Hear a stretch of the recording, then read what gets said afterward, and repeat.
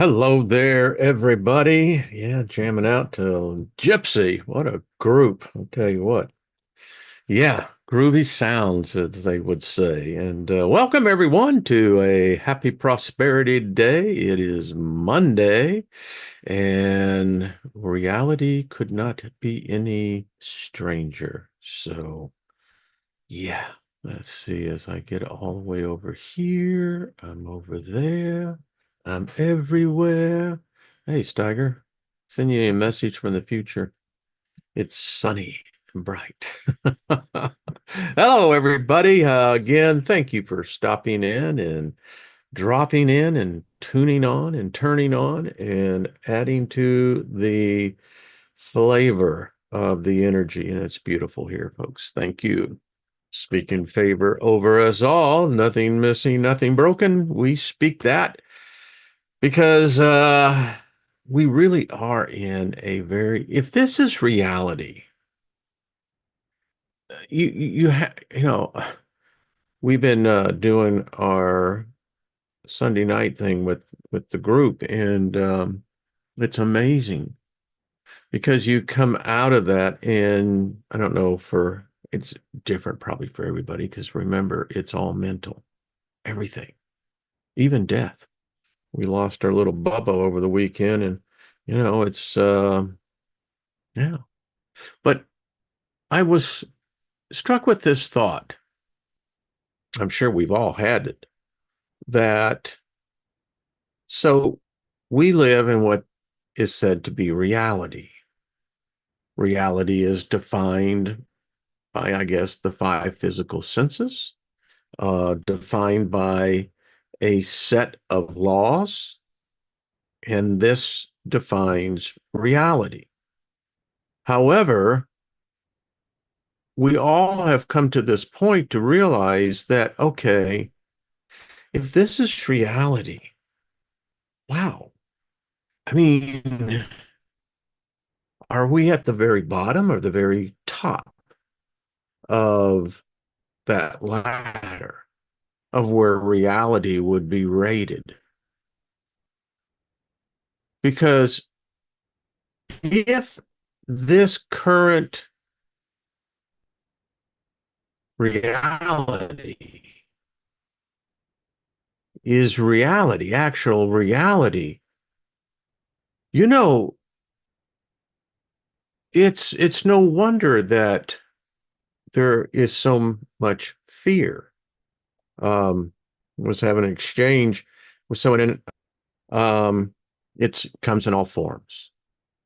It can be something in the spiritual, could be something very much in the physical.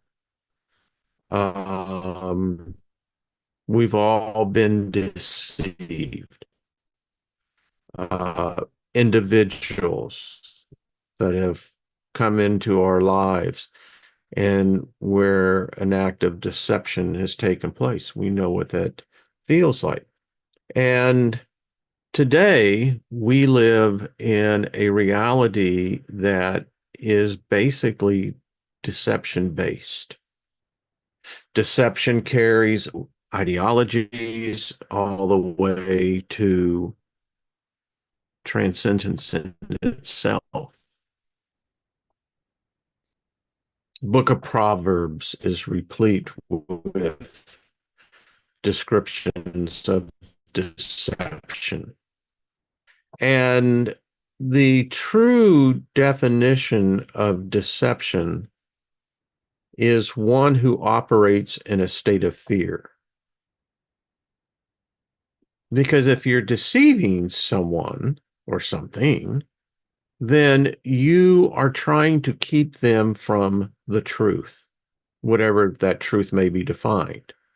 Our religion is predicated upon deception, deception at the very highest. We are so malleable in our personalities, in our expressions. Malleable meaning specifically influenced by others. The whole idea today, that the government is, the number, propaganda, it's completely it's colorblind. It affects us all. And I had put this up earlier, and I want to share this. So,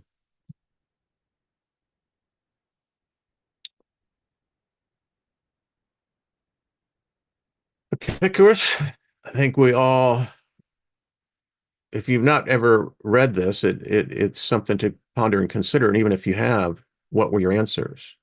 He wrote, this cat lived 2,500 years ago, I believe. And isn't it odd that we have a bust of him, but we got none of, well, I would say the Jesus thing, but all right.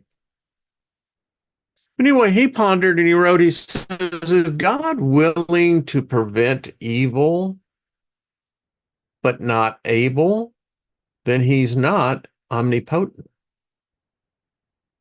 You know, the whole story that I was raised and indoctrinated on, that you had this child mind, because Adam, if you go by the narrative, was just a babe. Timeline, but one could say that, they were in the garden less than a week. But so we really don't know how old this Adam character and Eve was, but let's just assume that, if you're an immortal being, time doesn't have any variance on the physical matter, right? But in any case, that their existence came in and it was immediately met with what? Deception. One was either hiding the truth or one was afraid of the truth. And it gets into this thing. All right. So God, if he creates all, if you bow down or pray to a creator or whatever, then in the dualistic reality that we're in, which this may be on duality, um, then it would imply that everything is created by this single source. So it means that it created evil. It's that conundrum. How does imperfection come from perfection?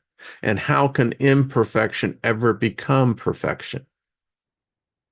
And so in my Bible studies, I know, the answer in this question is that God created evil. It's in the book of Isaiah. He created evil for his own pleasure. All right. So, it's like, oh, wait a minute, man. That's like going into a three-card hand of Monty. You're gonna lose. Is he able but not willing? Then he is, in any other definition, malevolent. If he is able but not willing, I mean, gotta think about that. And we're so, I know for myself, I speak of myself, my own experience, that it can jack with your whole psyche. Well, how do you have this God that I was taught was perfect? Well, maybe not. But how would he allow this? If he was omnipotent, omnipotent in every way, he could see the future, he knows all. Then why? Well, those are things you can't ask about. Well, sure you can. Is he both able and willing? Then whence cometh evil? It would say that God is evil. If he created it, then he's responsible for it. And how do mere mortals defend against it? How do you defend against a entity, a deity, that says it's both love but hates? says that it cares but curses. Is he neither able nor willing? Then why call him God? And today we live in a really jacked up reality because, man, I mean, it's on super steroids, the fear factor. So much fear. And you got to ask yourself, so what are they hiding? And do they even know? We assume that there is some mechanism that's in control of this whole narrative. I'm beginning to think that may not be the case. I think we've been led to believe that, and therefore we're pacified within our own psyche that, well, all I can do is just deal with myself. I can't change the world. I'm just one person. But actually, you can. And you can do that when you have numbers that start coming in. And then what you have this evolution that happens because you can come in with a plethora and diverse attitudes, perceptions, thoughts, ideas. But when you begin to commingle all of them together, it coalesces into its own entity. It has a creative force behind it. And that force is one that is recognized. It can be felt. Because again, we're talking about anti-reality. Now, most people are fully aware of, what is the leading, what a person is like. When I say anti, what is the first thing you think of? Well, most would think, if they're of a religious or spiritual background, would say, well, anti-Christ. I mean, Hollywood has made, billions of dollars on that, still does. The Exorcist, just the whole idea that this Satan character is ugly, reviled, hateful, and, they paint him as just as the most god awful thing. I mean, it's an abomination. But the reality is, it's probably 180 degrees different. I mean, no God can exist unless it has a nemesis. You have to have the antithesis of its existence. Otherwise, why does it exist? But when we get back down to this reality, so what is our reality based on today? How would you define that?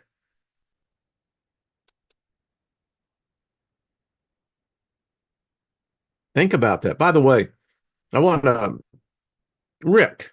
You see Rick is in our chat room, and start sending him some healing thoughts.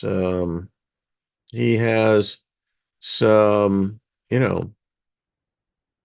cancer attacking his body. And yeah, so just send him some good vibes. By the way, hello, everybody in the chat room. Goddess Sabina, how you doing, dear? Lost in space. Hey, Grace, good to see you. John, hello, Loretta.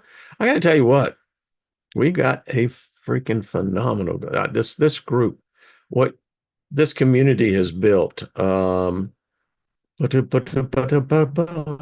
going back and saying hello to everybody. Hello, Stephanie Marie. Bonnie, good to see you. Hello, Robert Scott. What's up, my friend? Jackie, good to see you as well. Lady Ellie, hello. Honored Scotty Boy, what's up? Auntie, good to see you. Who was the one? I hadn't saw that either. I wanted to say hello, especially to see you as well. But give me 1 second. I'm having to scroll all the way back because I thought it was so cool. Crazy old lady. Is that the one I saw? Yeah. Now that's a cool handle. I love that. So yeah, crazy old lady from Oregon. How are you? Wonderful creative title. I mean, come on, that's a great handle. So I'll get over here. Now I'll pull myself back up here. So Blazing River, what's up? The video has been really glitchy. Well, it's a completely unglitched on this end. I guess when it gets into the matrix, it gets it. So, Rick, we're sending you love and some healing, brother. That's all I got to say. And I just want to say a shout out to the group last night. Wow. When we do another expedition, and by the way, Twilight Mist, I have missed your uh, email because I know you and it was and there was another email that bounced back as well. But anyway, so there's Rick. Hello, Max. How are you with remote? Well, so Hollywood, Antichrist, Christ, is that you got this duality, this battle. And so who is hiding the truth here? I mean, if everybody knows that supposedly you have a savior, right? Then why would anyone fall for the deception? Well, that equation only works in a certain parameter. First of all, you have to say, well, all right, there was this Christ. Everyone has their own opinion. Um, but anyway, so he has to have an enemy. Why? It doesn't make sense. And when you get into the story, you find out that one side is trying to hide the truth of the other. Deception.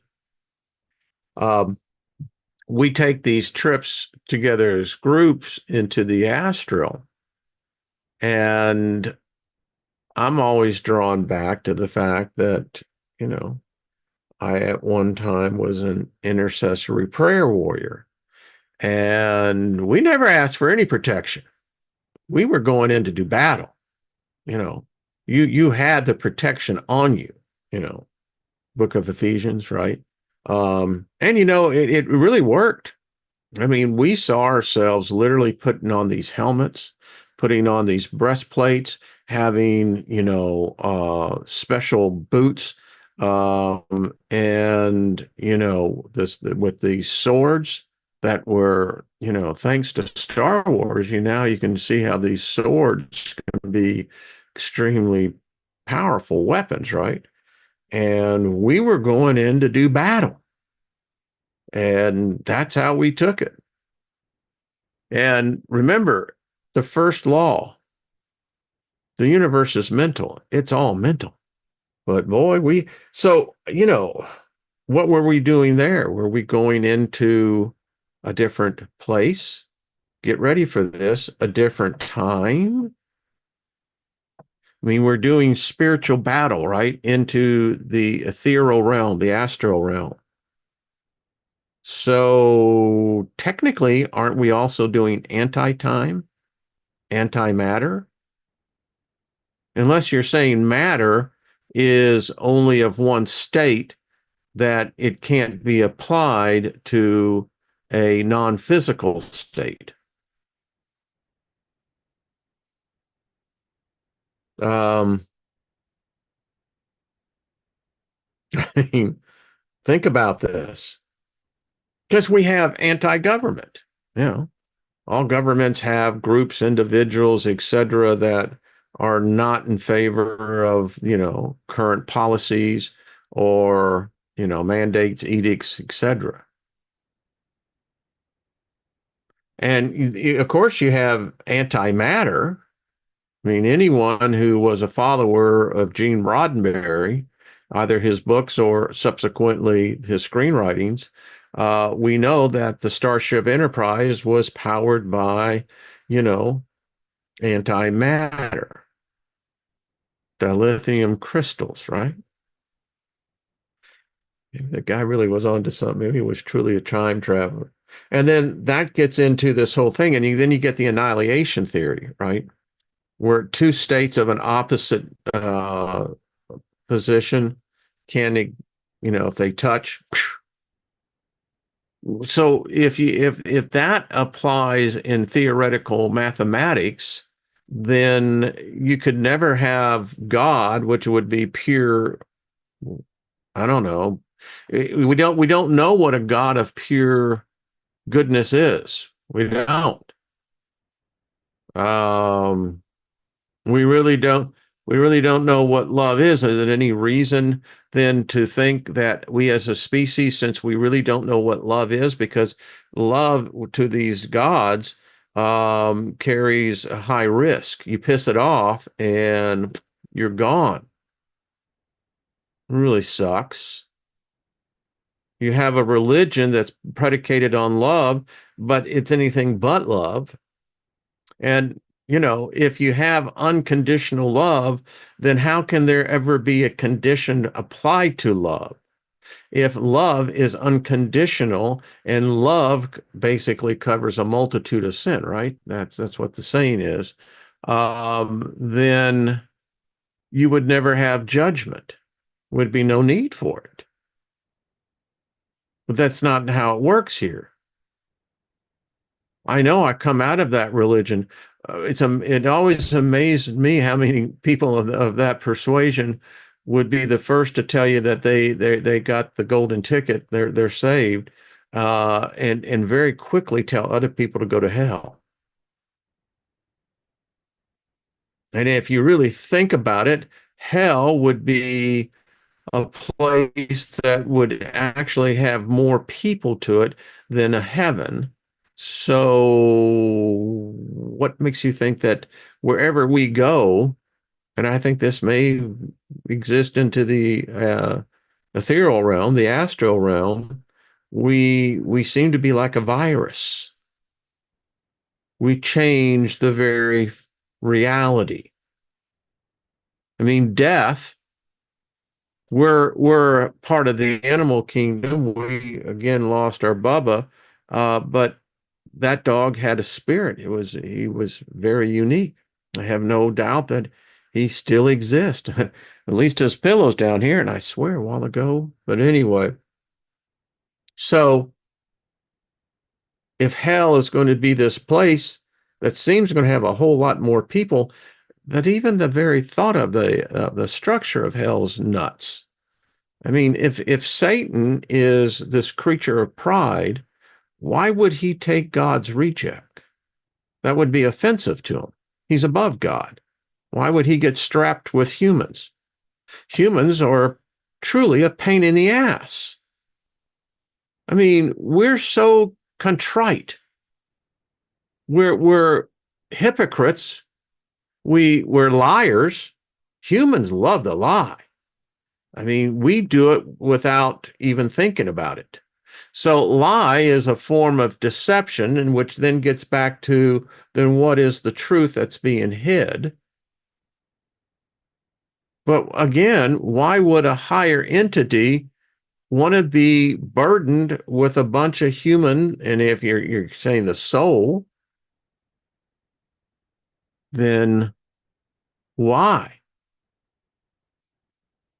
I mean, to me, if this creature is full of pride, be the last thing he'd do, right? So, but there's no mistaking that the current reality that you and I live in is predominantly dominated by fear. Fear is fear sells. You know, it's everywhere. Fear of everything. And then the next would be deception. All advertisement is a form of deception. All politicians are a form of deception. All religions are a form of deception. And so if deception is all around us, then how do we know that we can ever be undeceived? I mean, it would appear that we go from one state of deception to the next state of deception. How can we ever then define what truth is? And if the astrals exist, which I do believe they do, visit there, then the question is, does this virus, this contagion to matter, reality, is it represented in the ethereal realm? And if it is, then that would mean that the astral realms are a realm of nothing but deception. And then you have to factor in, if that is the case, as above, so below, as below, so above. All right. I mean, it did. When I read that, I never read it was restricted. It only applies to the following. I never saw that. All is all, right? So if that other realm is deception, look at your dreams. For most people, dreams are just that. They're dreams. They're illusions, deceptions. Some people say that dreams reflect of what our true consciousness is. And if you have conflicts within that state of consciousness, then your dreams will be representative by the same. Some people say you can be deceived by dreams. Some people say you can be deceived by spirits of the unseen realm. And if all of this is true, then how do we stand a chance today? Where again, technology is fear-based. I mean, the problem with technology is that we no longer what the truth is, what is fact, what is fiction, what is disinformation. We just don't know. It's all information, but you're going to classify it now according because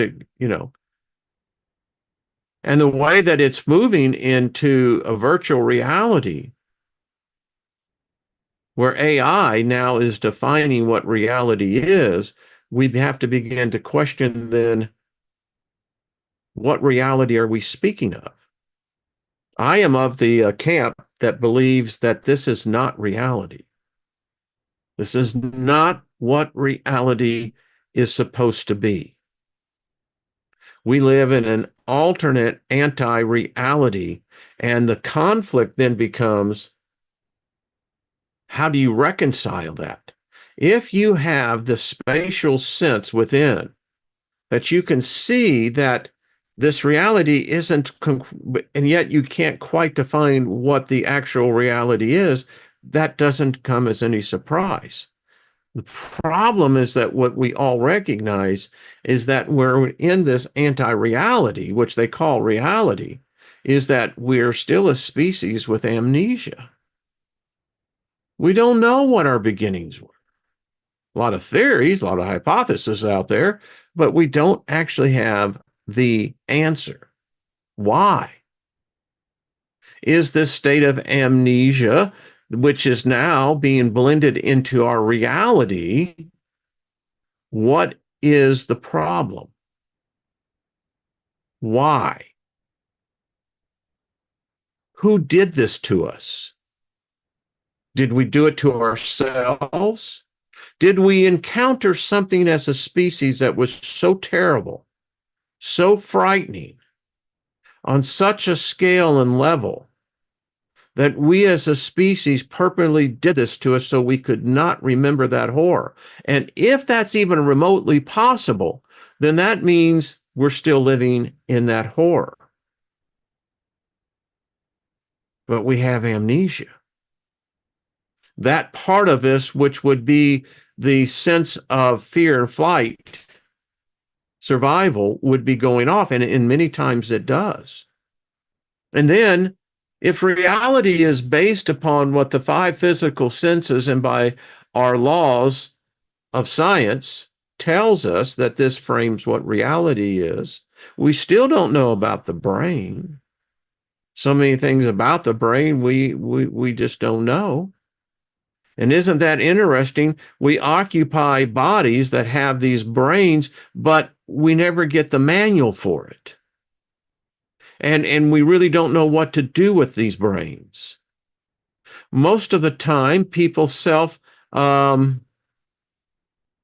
medicate themselves because the form of reality is beyond their capacity to abide with, to exist with. And again, if this horror was so great that we as a species purposely did this to ourselves, then we are truly a species lost. And the problem is you have bleed over. That no matter what we did to do ourselves, or if it was done to us, there is still the in each generation that we have these individuals that have minds, brains that they seem to be able to use more. The myth is that people say, well, people only use 10%. No, that's not true. Every human being uses 100% of their brain. It's the capacity of its brain that's lacking. And the problem is with this takeover now of AI, the internet, where AI is now the cloud. The cloud is the most astral driven thing I know of. It exists. Once these images are down into their binary codes, matter takes on a whole different reality, but we're contained within that reality. So we're in bodies that we fully don't know how to use that which has been given to us. Why would that be? And over the 10,000 recorded years of written history, we've advanced very little. Why? So is this reality? Or are we living in an anti-reality? Give me a second here. I want to pull this up. Yeah, there we go. So there are actually papers on this, which are fascinating, folks. So, ba-dum, ba-dum, boom, boom.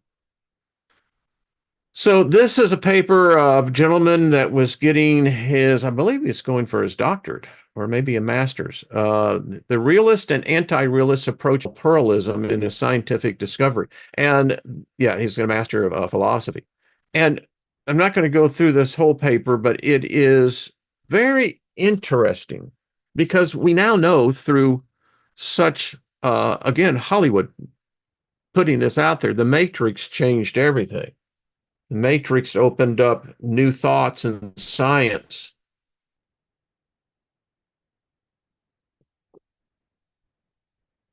I read once that the Matrix itself was one of the most impacting movies that our species, because it redefined reality. It showed that there is two different realities coexisting in the same space. Reality that we would call reality, which into the anti-reality would be, in fact, the anti-reality to their reality. And this is a really, like I said, he did a wonderful job in going through this. But the point is that we know mathematically that it is, in fact, possible. Two coexisting realities. Now, excuse me, what if reality is not merely represented by in a dualistic structure? We know within geometry, polygons, octagons.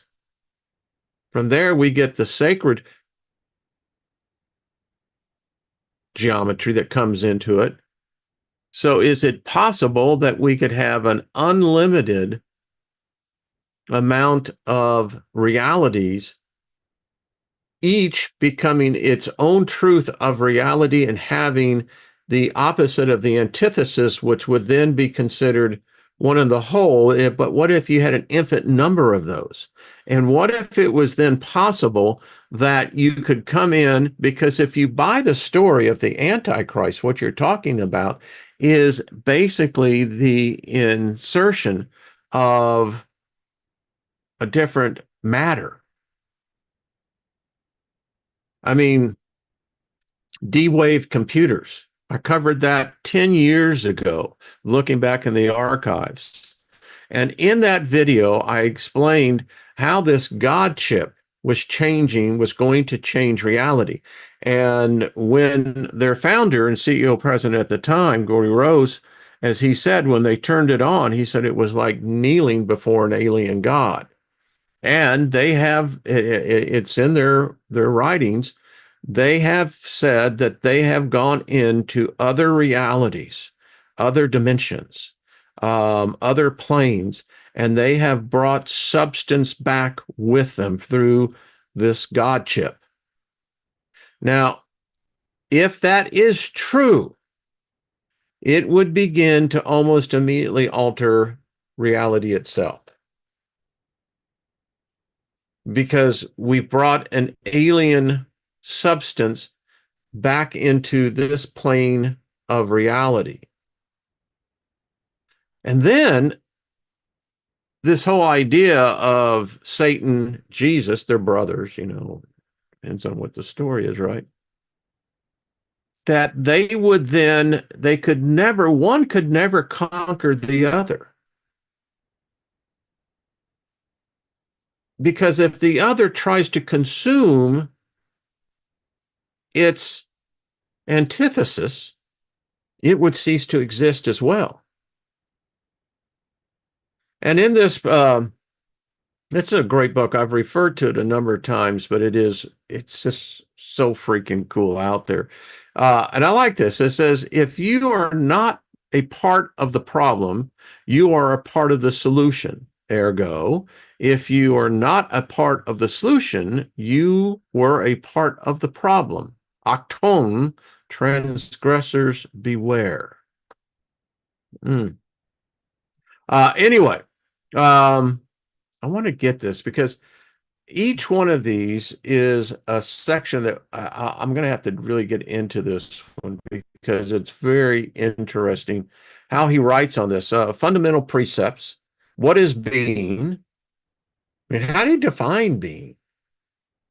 I always saw God as this Caucasian dude that, was on the sea of crystalline. Reason why I know it's amazing how you can travel into realms that they exist because you believe they exist. And anyway, and now I see that the throne was really, it was this energy. Yeah, but that was kind of my perception way back when it was an old dude that had white hair and beard, and yeah. So, but what is it? And then what is speaking? What is knowing? What is preferring? What is besting? What is finding? What is understanding? What is telling? What is controlling? What is deciding? What is determining? What is remembering? There is no fight, but darkness and light. Order destroys disorder every time for all time. Okay, so in order for order to exist, there has to be this disorder, which means that it seems completely cyclical, right? I mean, order destroys disorder every time. Okay, but in order for order to exist, it has to have disorder. And light and darkness, we don't even go down that road. Fundamental precepts. All of us can apply this. The principle of verification. Truth is truth. Now, I heard and was taught in the legalized profession, truth is defined as the highest form of reality. But defining that, yeah. Two, the principle of being. Existence exists. It's why we fear death. We're afraid that, well, you can't come back here. Here's a little secret. Why would you want to? But is if existence is defined by the finite of mortality, that's messed up, man. Who would do that? Why?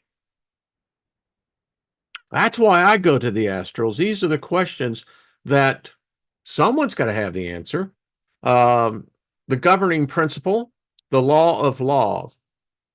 Did you get that? The law of law, the automatic. My philosophy is simple. That of eternal life, the scientific elixir for both individual and collective. There is no other. I can hitch up my horses to this wagon. Not a problem. Giddy up. That's all I got to say. Um, what is being? The book of the archetype. I am Nirvana translated. That's a cool book. Now I am as if, stated otherwise, they don't know what the anagram knew. So let me get into a little bit more of the deeper part. Is there a deeper part? Hell yeah, there is. Always a deeper part. As he goes, do, do, do, do, do, do, do, do. So pass him around, sit back, just relax. How's everything going as he's going? Okay. We got other stuff to cover. I'm lost in where I was at going to go, but anyway, it's all right. We always have the rest. So we had talked about reality, anti-reality, God, anti-God. What would an anti-God be? How would an anti-God exist? I mean, if God is God, why would he create the anti-God of itself?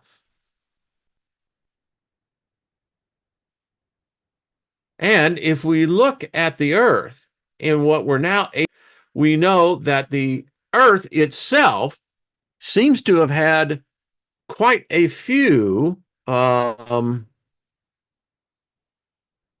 cycles of reinventing itself.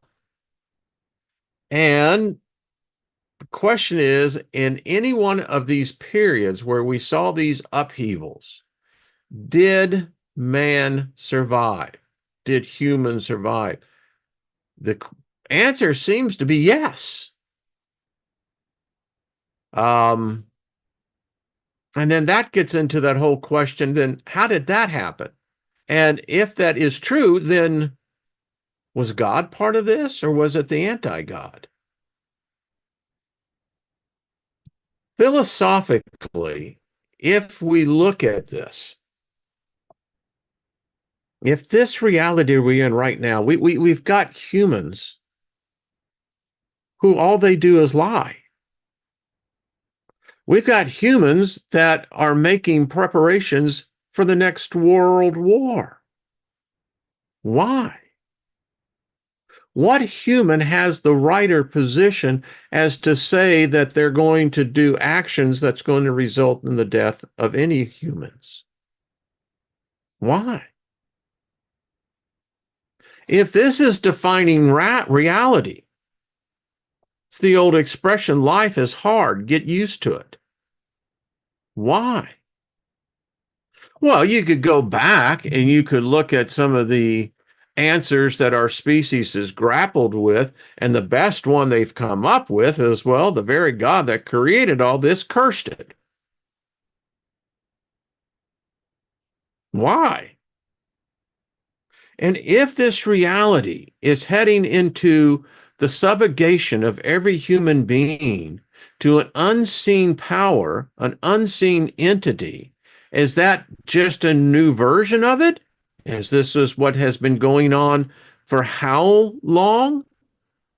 How many epochs?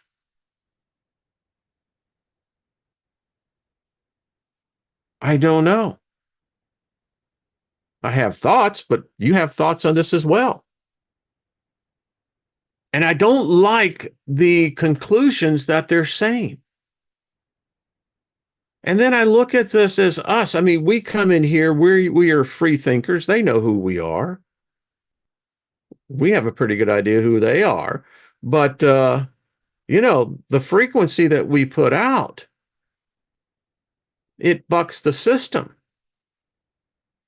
I mean, who would come together and have an hour discussion on anti-reality? How does that have any beneficial impact on what's happening in the world today? Don't you know that there are systems in place where you can apply your energy to what their solution is and you can help it, and it just goes on and on. But the problem is, it's just like, you know, how governments are now pushing vices onto people, whether it's alcohol, cannabis, gambling.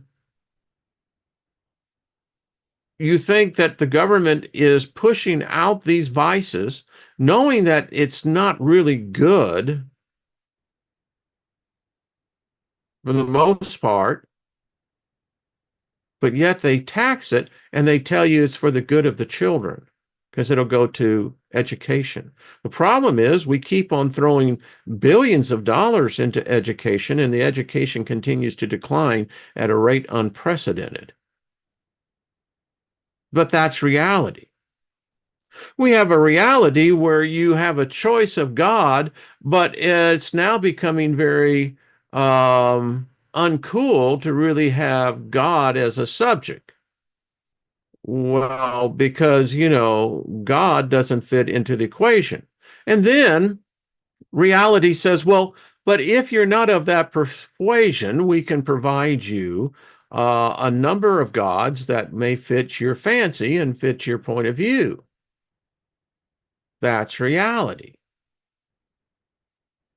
We have reality where we have laws that are enacted every year, and the insanity of it is that the legislators that continue to enact laws, they never rescind laws. And by simple cognitive reasoning, it doesn't take a real rocket scientist or genius to figure out if you continue to add laws upon laws upon laws, it gets into a point where everyone is breaking the law. And if laws are what helps define societies, then why is society so lawless? But this is reality. And so one could easily take the position of saying, well, I don't like that. I think that there is yet a better way. We don't have to go by these systems that have been in place for who knows how long, always delivering the same result. It's just going through the cycle again and again. So if you have it as a spiritual being who says, no, I'm not buying this, chances are you were already like that before you came into this realm. Now, in order to properly alter the so-called reality, you have to have an understanding of what anti-reality does.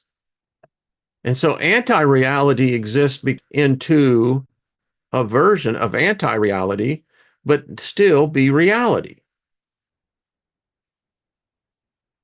Sure, you understand it. It's very simple.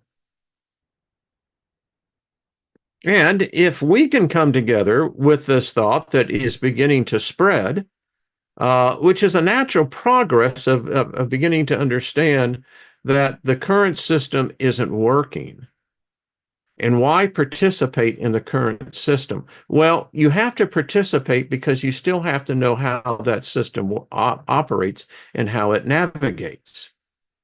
In order for effective change to be brought in, much like an antivirus, you have to know how the code is and what system is being used to operate the system.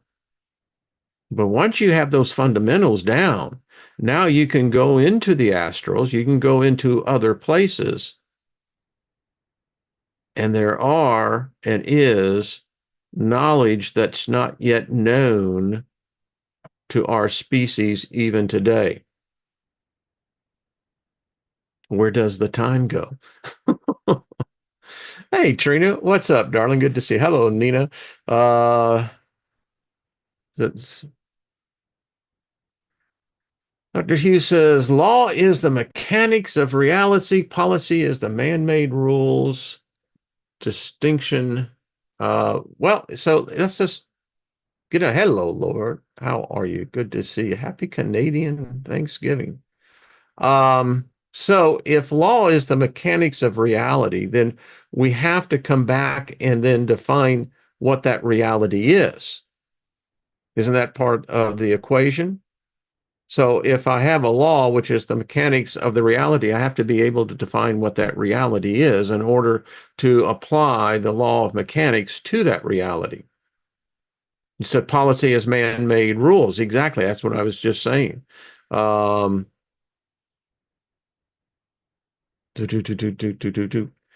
So I'm going down here. Let's see. Yeah. So deep, deep thoughts for the day.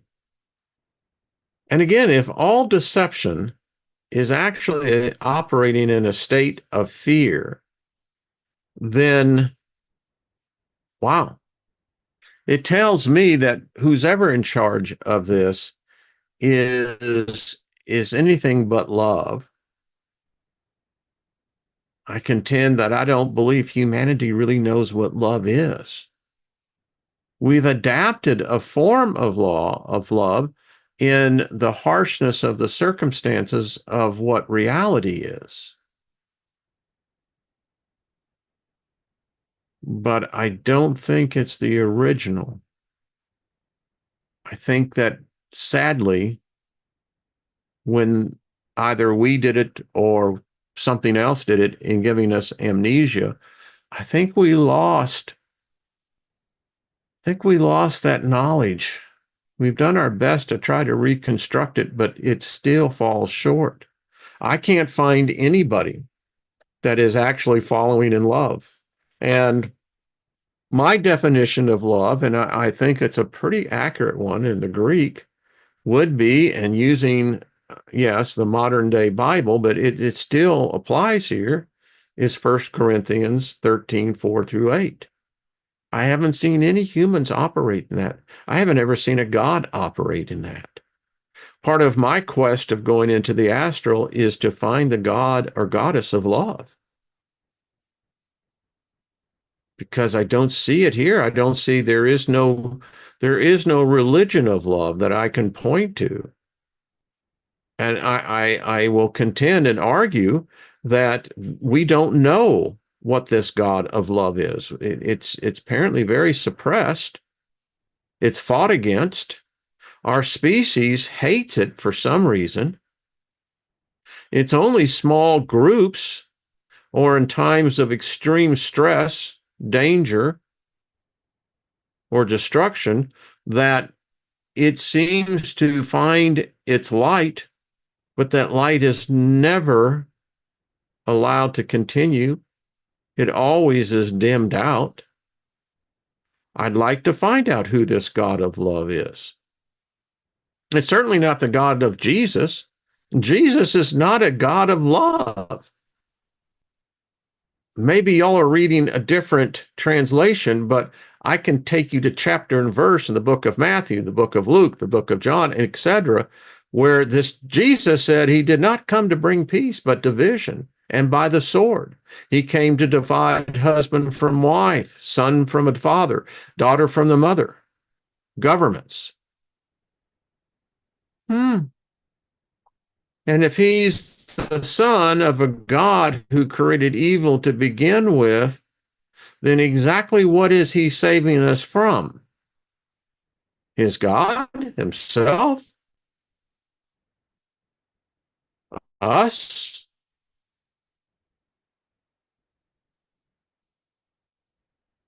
Again, show me where this God or goddess of love is, because I can't find it. I got described personal life. I know what love is, but then again,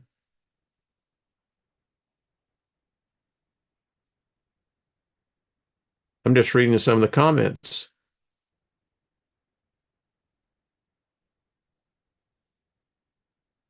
I mean, tell me if you know of this God of love, and now if you're going to bring me your Christian religion, forget it. I can tell you right now that ain't going to fly. And all the other religions I've studied, I don't really see that. It seems to elude us. Yeah, I don't know. Um, you see, there we go. I just was reading the thing. But there never was a Jesus. And so we go round and round. There was no cat that ever walked this planet named Jesus. If you want to, and again, I went through that. The transliteration of the word is brought you to Jesus. But if there was really a dude, he would have been called Joshua. And so, again, I mean, it's just how you look at it, you know? Hmm.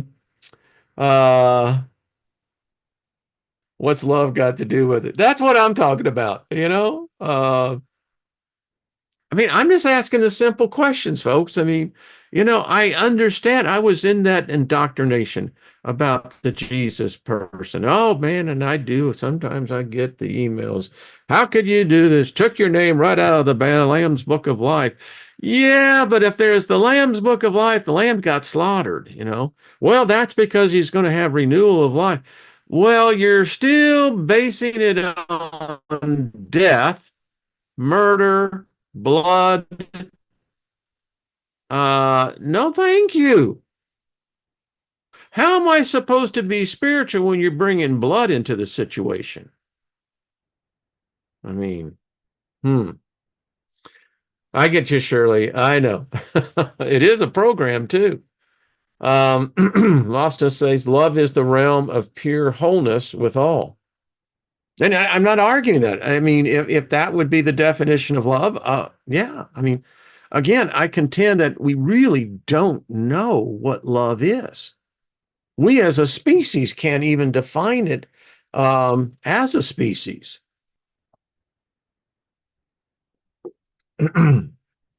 No greater love does man have than to lay down his life for another.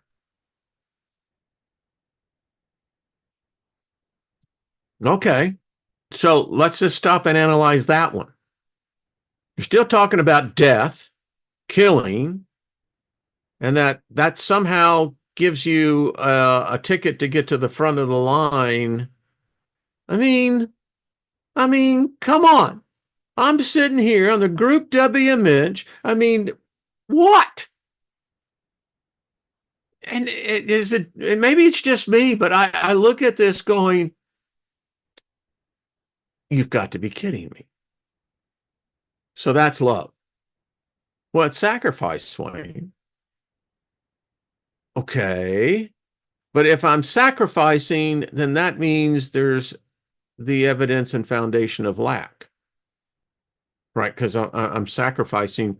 And if you're telling me that my life is nothing more than a barter chip because I may have laid my life down for another person that's eventually going to die anyway, so what was the valor of my life that I just suddenly sacrificed for?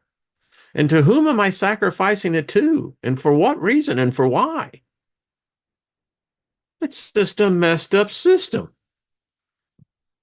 Oh, Joe says, why die for another when you can live for him? You see, that's just it. And Mary wins. I get it. Love's intention is powerful. It's caring. I get it. This is for philosophical discussions because we all want to say that we're lovable. Although in the former Tropicana, I still love that bumper sticker. It says Jesus loves you because everyone else thinks you're an asshole. But anyway, guess Jesus loves assholes just as well, right? Love is the battlefield. I think Joyce Myers wrote that book on that. No, yeah, the mind is the battlefield. Yeah. Anyway, Lady is love is sitting on the floor with your puking child all night. That's true love right there. Oh, isn't that the truth? I see. And that, listen, we all know, taken apart from a philosophical discussion, that we all have the attributes of love and we like to see it, represented in a much broader spectrum. I don't like the current environment where it's so hateful. And so the vitriol is at such a level that it's just nuts. People, I'm telling you, it's frightening to see how so-called educated men and women and where their conscious state is at. I can tell you that would be hell for me to live in their mental reality. I mean, you want to talk about Satan worshipers. I mean, they are the epitome of Satan worshipers. If Satan is represented by hate, which I don't believe that is the case, but if you take the paradigm, we got a lot of those in politics and in media that are basically Satanists. They ain't Jesusist. Okay, everyone. See y'all tomorrow. I don't know if Miss Trina, if you're going to still be here or not. Not even sure about Jenny, but I'll probably be here. So yeah. Millie, how you doing? Good to see you, darling. The doctor. That is one tough lady. I agree with you, Lady Ellie. Oh man. That's true love, man. I mean that's sacrificial love where you're going. Yeah, yeah, yeah, yeah. All right. Nina says Satan advisory to this system. Yeah. And Nina's over done. Make sure to check out her channel when her and I did the Antimatter. Yeah, sitting right there behind me. All right, Matthew, thank you. Open-minded and peace, favor, and prosperity. I'm right there with you. I mean, even if our definition is wrong, it's still our definition, right? It works for us, and you know, we all deserve 5 gold stars. I mean, we're in this system. I mean, death is a reward when you look at it like that. I mean, that's why they got a party waiting for you. You graduated. I mean, you navigated your course through this and you survived it. Now you're going to die. That ain't no big deal. But you're not going to die. You know. I mean, yeah. I don't choose to see it as this doom and gloom or, whatever you want to call in the upside. I don't think so. But we'll see on the other side and come to my beach. Yeah. You'll find out because you're going to love the cabanas and the music. I mean, I personally choose the music. So, yeah. Rick, thank you, brother. Sending healing your way, my friend. Y'all do the same as well. Um, so hit the like button, you know? Yeah. Thank you if you've subscribed. I hope all of you have. And have you? Yeah, so I expect the leaves to be changing soon. And I love fall. Fall is just one of those cool times of the year. Robin, good to see you. Row, row. Yep, that's it. That's it, darling. Um, all right, everyone. Lost Us Place. I'm here with my beer, and that is what I call a good day. That's all I got to say. Hey, I rhymed and make it say anyway. All right, folks. Much love to everybody. Thank you again, and we'll see you tomorrow as we continue on the deep thoughts of this reality.